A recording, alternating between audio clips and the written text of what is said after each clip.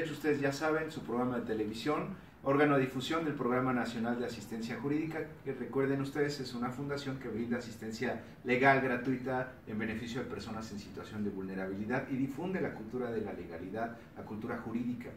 Eso hacemos el día de hoy, por supuesto, con una invitada que ustedes ya conocen, una invitada especial que siempre nos da un enorme gusto tenerla aquí. Es la doctora Diana Cristal González Obregón. Ella es redactora del Código Nacional de Procedimientos Penales, es abogada penalista y es socia fundadora del Centro de Especialistas en Transparencia y Derecho Penal. Y doctora, quiero darle la más cordial bienvenida. No, muchísimas gracias, maestro Chacón. Siempre es un orgullo y muy contenta de estar contigo, muy agradecida de tu fina invitación. No, hombre, nosotros somos los agradecidos porque siempre que usted viene el rating se dispara, porque todo el mundo quiere escuchar, hablar y ver hablar a la doctora, redactora del Código Nacional. Hoy particularmente con un tema que mucha gente lo ha pedido, que mucha gente tiene las suficientes inquietudes para que la redactora hable acerca de estos temas, que son las pruebas en el nuevo sistema penal acusatorio. ¿Qué podemos decir de las pruebas? Mucha gente las confunde, no es lo mismo dato de prueba que prueba o que el medio, cosas así que les podríamos decir a nuestros amigos. Y bueno, doctora, vamos a entrar en materia. ¿Qué es una prueba en el nuevo sistema? No, te quiero agradecer muchísimo, te felicito, maestro Chacón, por esa extraordinaria fundación y porque me uno contigo en esta finalidad de poder acompañar a la ciudadanía para que comprendan a cabalidad las ventajas, la utilidad tan importante en respeto de sus derechos humanos con la aplicación adecuada del sistema penal acusatorio. Te quiero compartir que esta pasión ha sido desde que tuve la fortuna de coordinar física y personalmente las mesas de redacción en la Procuraduría General de la República, en la creación del Código Nacional de Procedimientos Penales y participar también en el Senado de la República, en la coordinación de algunas mesas y en cada una de las demás, en la redacción y su análisis. Con gusto te comparto una temática que es trascendental para víctimas, para imputados, para la sociedad, para todos nosotros. Los medios de prueba, las pruebas y los datos de prueba, que son conceptos tan importantes, pero que difícilmente son comprendidos de acuerdo al Código Nacional de Procedimientos Penales. Mira, el artículo 261, y digo el nombre, el número y el nombre del artículo porque es muy importante que tengamos la adecuada referencia, pero además que lo comprendamos desde lo que sí dice la ley. Porque ha habido algunas interpretaciones con buena intención, tú lo sabes. Pero que no van al punto, ¿no? Y que no reflejan lo que realmente dice el Código Nacional. Claro, y eso nos lleva a una consecuencia fatal, a una mala aplicación de la ley. Ese artículo definimos qué son los datos de prueba, los medios de prueba y claro también está las pruebas. Los datos de prueba es la referencia, es la información al contenido, a la fuente. Por ejemplo, el agente de la policía, que es un testigo, te diría como dato de prueba que el día 25 de junio del año 2018, a las 12 del día, se trasladó cuando iba patrullando en la avenida Cuauhtémoc, cuando le hizo el alto una persona y dijo que le había robado su celular y su cartera. Esto que te acabo de decir, esta información, estos hechos, se llaman, definidos por el Código Nacional de Procedimientos Penales, datos de prueba. Es muy importante que tengamos claridad que desde la primera etapa del procedimiento penal, amigo mío, tenemos datos de prueba, en la segunda etapa también, en la tercera etapa. Pero también hay un concepto importante que los contiene, y me refiero al instrumento. Cualquier juez, cualquiera de nosotros te va a preguntar, oye, pero esos hechos, el policía de nombre tal iba patrullando a las 12 del día por Avenida Cuauhtémoc cuando le hace el alto un ciudadano, ¿de dónde viene? ¿Vino de una cámara de la Ciudad de México? ¿Vino de una entrevista de un testigo? ¿Vino de la entrevista de la propia víctima? ¿Vino de un coimputado? ¿O vino del informe policial homologado? Entonces, esto que te acabo de mencionar, si es una entrevista, si es un video, si es el informe policial homologado, el policía que hace este informe, se llaman medios de prueba.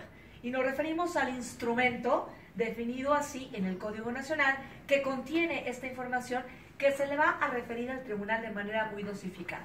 Entonces, a diferencia de Perú, Costa Rica, Colombia y demás países que tienen el sistema penal acusatorio, México no lo comparte el que en la etapa de investigación, erróneamente se dice todavía en México, nada más hay dato de prueba y que en la etapa intermedia ya hay medios de prueba. Eso es un error. Por favor, les ruego, apliquemos en México el Código Nacional de Procedimientos Penales, entre otra legislación importante, amigo mío. ¿Por qué? Porque también hay medios de prueba, también hay instrumentos desde la misma etapa de investigación. Entonces, si nosotros estamos en una investigación, en el supuesto que fuéramos agentes del Ministerio Público o defensores, tendríamos entonces que analizar la carpeta de investigación y ver que el dato, esta información de que el policía de nombre tal, por Avenida Cuauhtémoc que iba patrullando, cuando a las 12 del día le hace el alto un ciudadano y le informa que le acaban de robar su cartera y su celular, hay que ver qué medio de prueba le voy a informar al tribunal. Si es la audiencia inicial, el control de la detención, diríamos el informe policial homologado. Entonces, mi contenido, mi instrumento es lo que dice el policía a través del informe policial homologado, ¿de acuerdo? Pero también estos medios de prueba y el dato de prueba van evolucionando. En la misma audiencia inicial, ¿te acuerdas que la vez pasada platicamos de un requisito también cuando se va a judicializar, claro, que es la vinculación a hablamos proceso? de la vinculación a proceso? Entonces, Claro. en la vinculación a proceso tenemos una exigencia probatoria para que demuestre la Procuraduría, las fiscalías, que hay probabilidad de que la persona lo cometió. Hay un error que no queremos ya que pase en el país. Erróneamente se les exige a MPs, o no se tiene en mente, o los defensores tampoco lo aplican, o con buena intención pero de manera muy desatinada lo andan grabando y lo andan diciendo en grabaciones algunos ponentes. En la vinculación a proceso y para la figura del amparo en México es muy importante que tengamos claridad que para poder cumplir el artículo 316, fracción tercera, que viene estas exigencias, entre otras, para que el juez lo vincule a proceso, que tengamos además de dato de prueba, indicios razonables, pero también, de acuerdo al 261, nos habla ya jurídicamente de medios de prueba.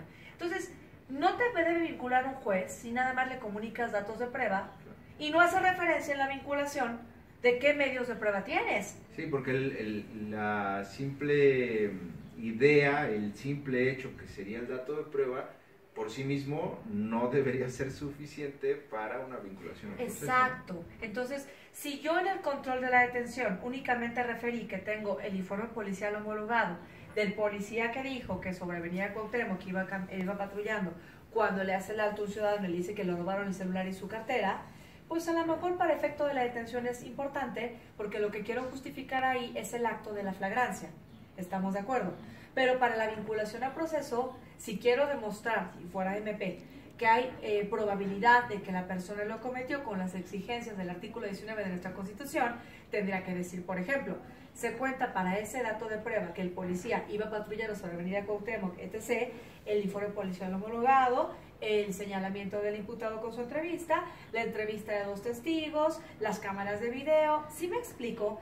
Es decir, en la etapa de investigación tenemos también que señalar, que diferenciar, que seleccionar, que ver qué medios de prueba como instrumentos voy a referir cuando comunique cada hecho o información que se enuncia, se llama, se define como datos de prueba.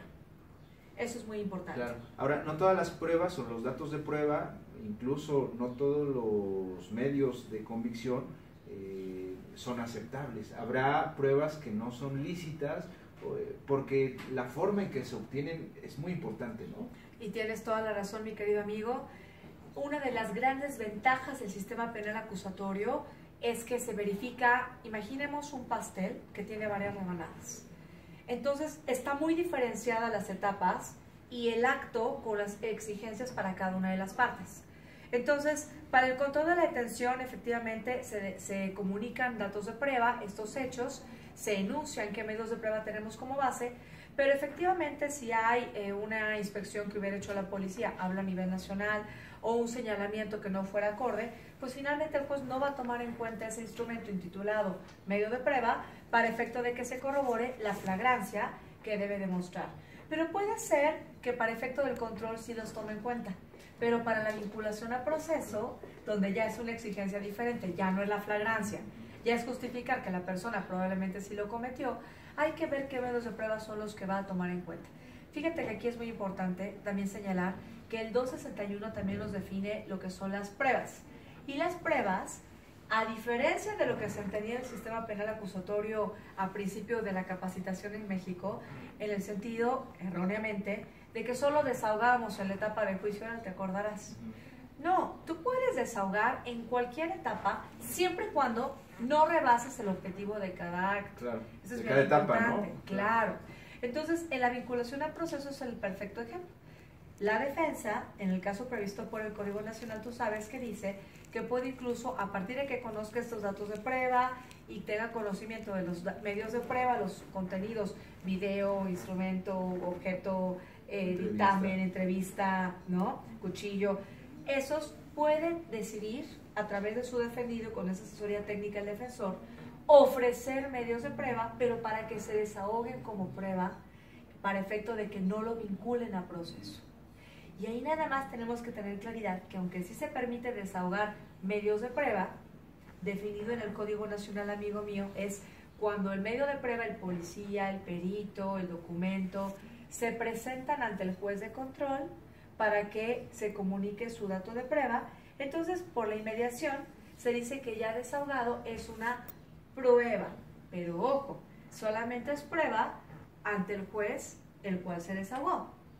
Quiere decir que para la etapa de juicio oral, viendo lo que tú me preguntabas valiosamente, amigo mío, tenemos que pasar un filtro de licitud y un filtro de pertinencia en la etapa posterior, que se llama etapa intermedia, para que pueda el juez de juicio oral darle sentido, para poderle dar valor.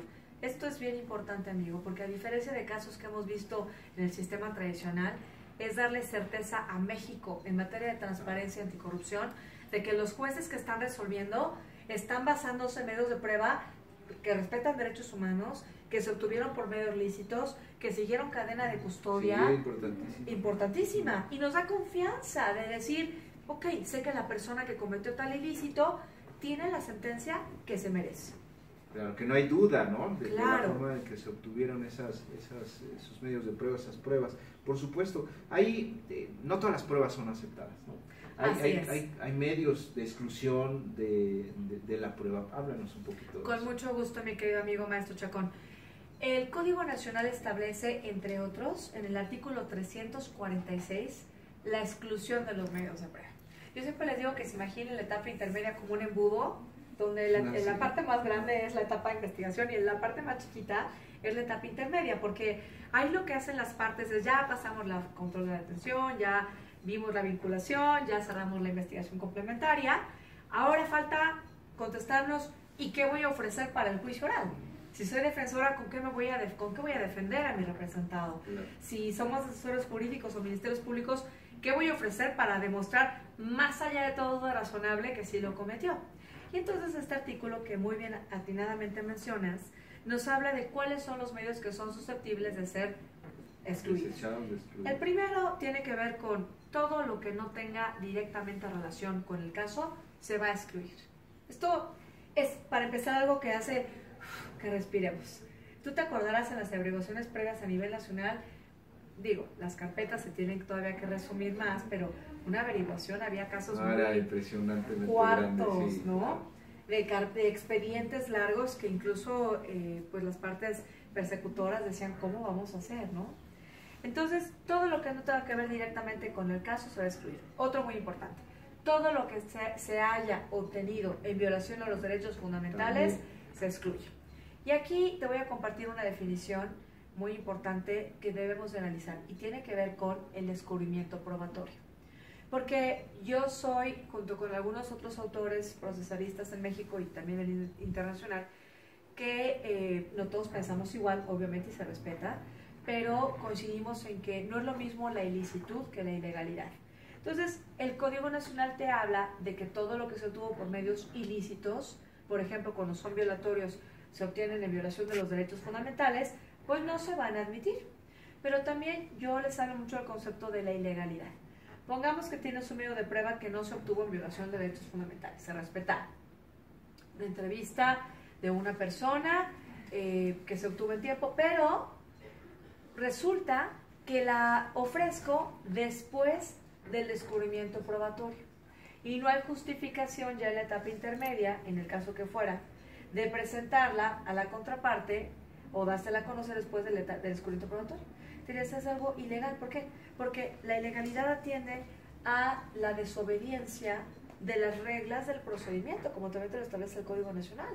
Entonces yo tengo la obligación de haber cumplido con el descubrimiento probatorio como parte, las dos que sean, todos los involucrados. Claro. Y entonces, si no cumplí con el descubrimiento probatorio, también me van a excluir los medios de prueba. Sobreabundantes, por ejemplo, cuando todos los testigos hablan de lo mismo. Y ahí aprovecho para darles muchos tips, entre otros uno muy importante a los abogados. ¿Te acuerdas que en las audiencias intermedias somos muy dados a decir, ofrezco la testimonial de Juan Pérez, quien hablará de las circunstancias de tiempo, modo y lugar? Ofrezco a Margarita González, quien hablará de las circunstancias de tiempo, modo y lugar. Y lo repito. No hagamos eso. Cuando tú lo repites, te las van a depurar por ser sobreabundantes, porque Claro. no le estoy dando... Es lo mismo, ¿no? Exacto, el juez te va a decir, oiga, pues todas hablan de lo mismo porque me van a traer 100. Escoja cuáles son las que son pertinentes, que no son sobreabundantes, para efecto de que se admitan. Entonces, hay varias reglas, te quiero compartir con gusto que cuando estábamos en la redacción del Código Nacional con todos los créditos de todas las personas y legisladores que participaron también, es un artículo del 346 muy bien hecho, muy bien definido. Me queda claro que hay muchos retos en materia probatoria, pero vienen varias opciones para efecto de que se puedan excluir. Si son sobreabundantes, ilícitos, si son impertinentes porque no tienen nada que ver con la parte indispensable, entre otros, para efecto de que en el acto de apertura juicio oral solamente estén los que son esenciales para que se determine una sentencia por los jueces de juicio oral. Que eso aligera el juicio, ¿no? Y hace Claro. un juicio más rápido, más expedito, ¿no? Claro que sí.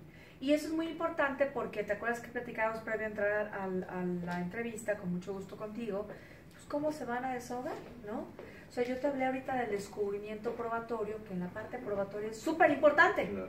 ¿Sabes por qué lo creamos? Fíjate que antes en México, cuando no había el Código Nacional, no había descubrimiento probatorio, definición como tal. ¿Y qué nos pasaba a los que hemos litigado? Pues llegabas a la audiencia del juicio oral y te daban copia de la carpeta de investigación. Y cuando tú querías preguntarte, oye, este objeto que me está poniendo a la vista a mí ahorita en mi contraparte en la audiencia del juicio oral, pues como que no es el mismo de las fotografías que yo tenía en la carpeta, había de dos. O el juez daba un receso de juicio oral, o te decía que en ese momento te pronunciaras, pero tú decías, pero si yo no soy perito para analizar esta arma. Y no me dan la oportunidad no me dan la de combatirlo, oportunidad. claro. Entonces dijimos, a ver, ¿qué hacemos para que se verifique la igualdad y que todas las partes no sea la primera vez que te dan acceso? Redactamos el descubrimiento probatorio. Fíjate, para el MP, desde la etapa de investigación. Para la defensa, antes de que se presente a la audiencia intermedia. Entonces, cuando llegas a juicio oral, ¿qué ventaja tenemos, entre otras muy grandes? Pues que los abogados ya tuvimos acceso. Entonces, descubrir probatoriamente es, me das copia, pero me das acceso, defensor y MP, para que yo haga mis exámenes al cuerpo sin vida, al instrumento con el cual se cometió el delito, a las ropas con sangre, al ADN que se tiene, a todo. Entonces, probatoriamente hablando, fíjate cómo esto, qué triste que no se dice afuera. Da certeza, da confianza, da transparencia, evita corrupción y te permite, como víctima de los que hemos sido víctimas de delitos, saber qué es lo que pasó, cómo pasó y de quién es esa huella y si realmente la persona cometió un delito. ¿Qué se hace para combatir en ese descubrimiento probatorio? ¿Qué es lo que debe hacer el que se siente agraviado con ese elemento probatorio? Si vemos una prueba que no es la que estaba antes, en el ejemplo que tú pones, ¿qué debe hacer, ¿no? Para que no se vulneren los derechos humanos? Claro, como número uno, claro, te diría, imputado a través de tu defensor, víctima a través del asesor jurídico o MP también, acude a la bodega de evidencias de las procuradurías a nivel nacional y ya sea que cuentes con un perito por el despacho o defensoría, para que el perito en la fecha que te designe, que el acceso debe ser inmediato por parte de las procuradurías en México, que te permita hacer el examen a ese indicio, ya evidencia, ya medio de prueba jurídicamente dicho así, para que lo puedas analizar. 2, que tengas el tiempo suficiente y así lo exijas para conocerlo. Y 3, si no tienes el perito, pide a la Procuraduría que te nombre uno para que pueda hacer el análisis. Fíjate que qué bueno que me preguntas esto, porque a nivel nacional, en cifras que hemos analizado, el 95% de los defensores no piden acceso a la bodega de evidencias. Y MPs no piden tampoco, en muchos casos, el acceso a los medios de prueba que también tiene la defensa. La defensa también puede recabar entrevistas. Claro. Fíjate, entonces tenemos como en el sistema de antaño defensas pasivas y representaciones pasivas, con lo que me dice él. Entonces, hay que accesar, hay que ir a la bodega. Y si van a entrar por poder a la bodega de evidencias, hay que cuidarla, hay que tener las cámaras, el ingreso, la cadena de custodia. Pusimos, maestro Chacón, el concepto de cadena de custodia que tiene que ver con las pruebas y los responsables, tú lo sabes, de cadena de custodia en el Código Nacional.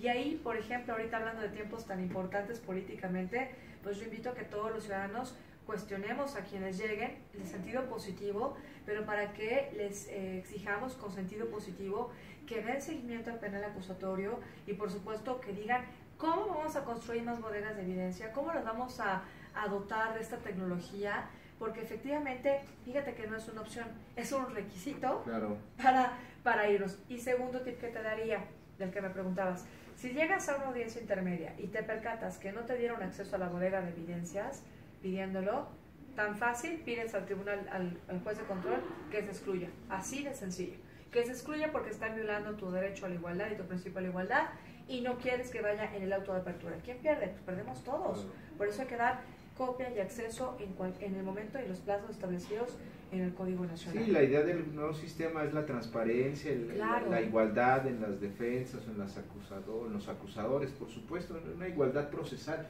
Y si se dan este tipo de prácticas, pues de ninguna forma se daría esa igualdad. Claro, porque seguramente tú me lo preguntabas antes de que entráramos a la valiosa entrevista que te agradezco, pues el desahogo probatorio también, o sea, es muy importante. Es decir, ¿cuál es tu gol, hablando ahorita de todo lo que está hablando del fútbol y demás, cuál es tu objetivo ahorita de la etapa intermedia? Pues que te admitan tus medios de prueba. Que te admitan, por ejemplo, el testigo a través de policía o perito a través del cual vas a incorporar un objeto, un documento, ¿no? Pero en juicio oral todavía tenemos que hacer retos, todavía tenemos retos, amigo. ¿Cuáles son? Yo tengo que cumplir con las reglas de desahogo. Yo tengo que hacer las preguntas correctas para que el policía y el perito, por primera vez que van a declarar en juicio oral, puedan hablar de lo que hicieron. Pero además, fíjate que un reto bien importante, amigo mío, es la acreditación de los objetos y los documentos. Si yo tengo un objeto o un documento que me admitieron como documental y que me admitieron como material, si fuera el objeto, en el acto de apertura en juicio oral, pero no lo acredito con el testigo idóneo, ¿qué crees? No se va a llamar prueba, se va a perder y no existió para el tribunal.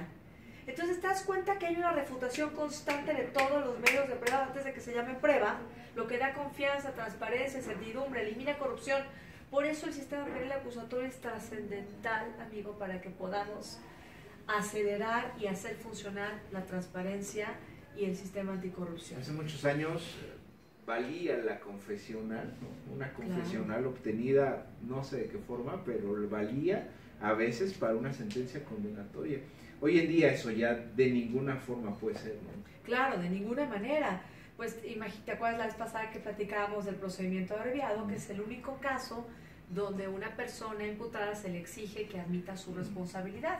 Pero aclaramos en tu hermoso foro que no es lo único que se requiere para que se condene a la persona. O sea, el MP está obligado, aunque diga el ratón que es león, si no comprueba el MP que es león, entonces la sentencia no se va a dar condenatoria, porque la carga de la prueba y la presunción de inocencia están muy bien marcadas en el nuevo sistema. Fíjate que esa es precisamente la pregunta que yo quiero hacer, que seguramente muchas de las personas que nos están viendo la quieren hacer. ¿La carga probatoria de quién es? Es el MP el que tiene que acreditar la probable en su momento y en su momento más adelante la responsabilidad del delito. Pero la carga probatoria de la defensa también es importante, ¿no? Claro, y yo coincido totalmente y te felicito por ese espíritu adversarial ya del nuevo sistema, porque sí, la carga de la prueba en el sentido de ir avanzando esta investigación para esclarecer los hechos, evitar que quede impune como lo establece el propio Código Nacional de la Constitución, pues es del Ministerio Público, pero no podemos esclarecer los hechos con una defensa pasiva.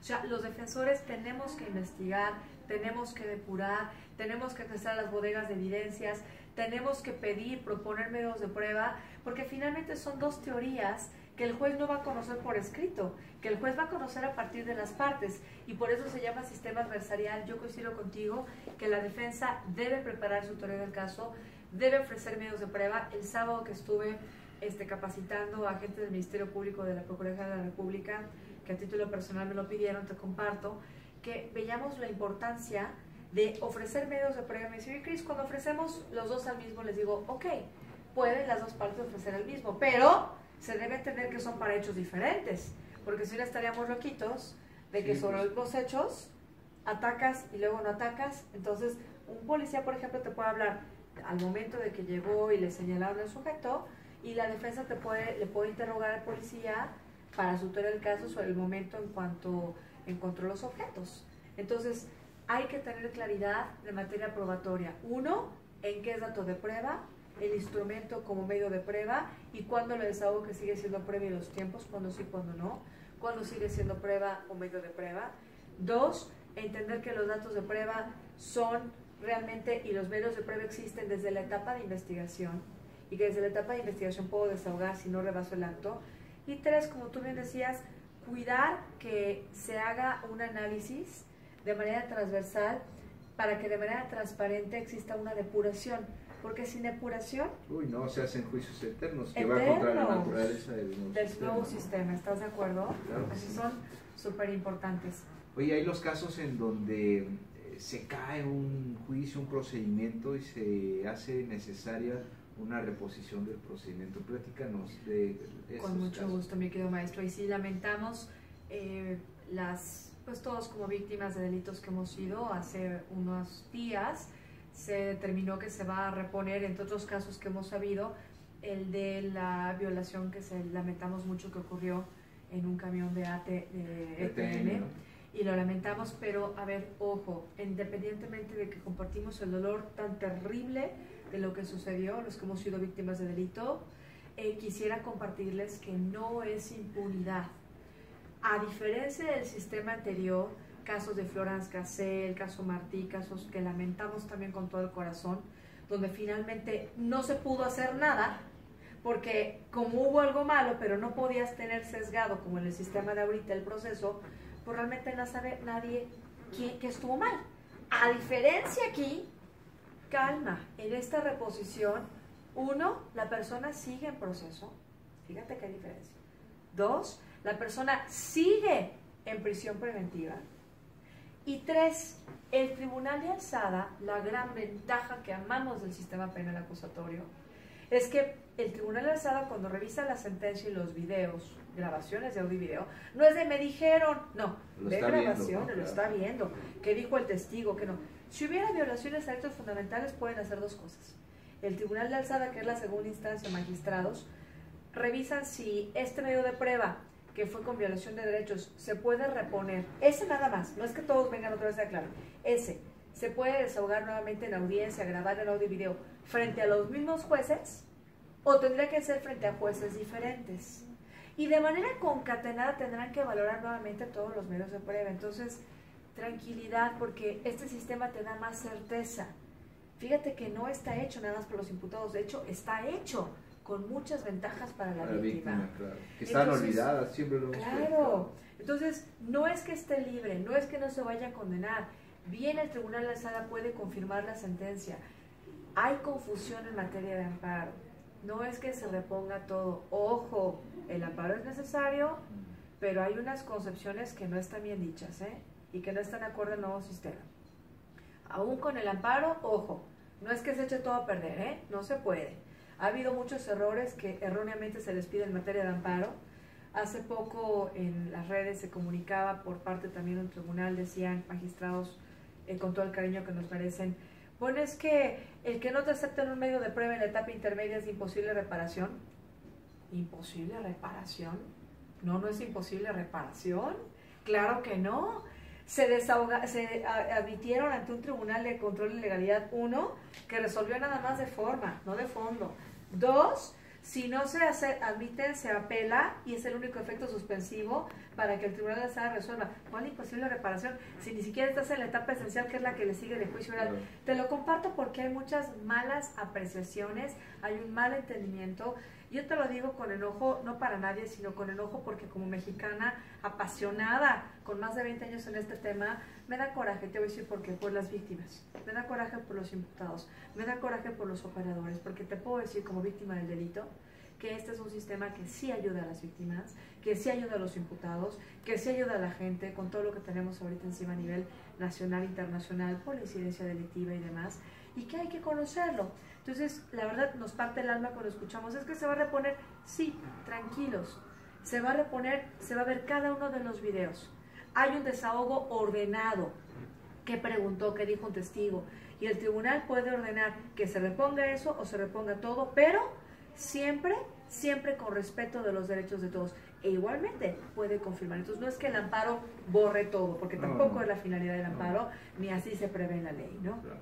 Muy bien, doctora, pues platícame un poco, tienes en puerta un diplomado, creo que ya se está desarrollando, platicamos la vez pasada, ¿cómo va, cómo les fue? Es precisamente del nuevo sistema, ¿no? No, te agradezco mucho, maestro, que pues vamos todos de la mano junto contigo, que te agradecemos el espacio y que te lo compartimos también a ti. Está aquí presente también el maestro Enrique Gutiérrez Carmona, que es mi socio financiero. Esta es una asociación civil sin fines de lucro en absoluto. Este es un diplomado que precisamente para poder, con toda la pasión, de así nace, de decir, oye, esto no dice el código, esto no dice la Constitución, esto no dice el Tratado Internacional, esto no dice la ley. Entonces me dijeron muchas personas, ¿y por qué no diseñas con tu experiencia como litigante, como redactor en el Código Nacional de Procesos Penales que ha sido, un diplomado que son 4 cursos, 120 horas, 2 conferencias, cada fin de semana practicas, ponentes operadores, jueces, MPs, abogados litigantes, magistrados, todos que con toda la camiseta venimos sin cobrar un centavo, pro bono, en el World Trade Center y enfrente de las oficinas, donde a los abogados, esta es la 3ª generación que te invitamos a través de ti. Es más, les queremos invitar para que a través del maestro Enrique y contigo puedan ver incluso apoyos o becas, lo que necesiten, porque la finalidad de nosotros es que se capaciten. Etapa de investigación, curso 1, vemos toda la práctica de audiencia inicial, cómo se ve la carpeta de investigación, como la de puras, salidas alternativas, formas de determinación anticipada, datos de prueba. Curso 2, etapa intermedia, vemos toda la parte del descubrimiento, cómo se accesa, cómo se hace la acusación, cómo se cita la audiencia, qué se hace en la audiencia, procedimiento abreviado. Curso 3, juicio oral, que se me encanta a mí porque está la parte de desahogo probatorio, interrogatorios, contrainterrogatorios, repreguntas, recontrainterrogatorio, lectura para apoyo, incorporación probatoria, y practicamos varias audiencias. Y 4, cuarto curso, medios de impugnación, vemos la apelación y la revocación. Somos los únicos que hacemos práctica de audiencia de apelación, que es muy necesaria con magistrados y con jueces y con tu servidora. Y es un diplomado que además tiene las 3 conferencias, tiene talleres, tiene materiales que en alguna ocasión me dijeron que nos sentimos muy contentos, orgullosos de ser mexicanos, pero también con la experiencia internacional. Me decían muchos, oye, tus carpetas de materiales que organizan son hasta como del FBI, me decían. Les digo, pues es que tiene materiales, aquí se analiza criminalística, criminología, victimología, investigación, técnicas. Entonces son 120 horas. Y por supuesto, a través de, tenemos el teléfono, si me lo permites,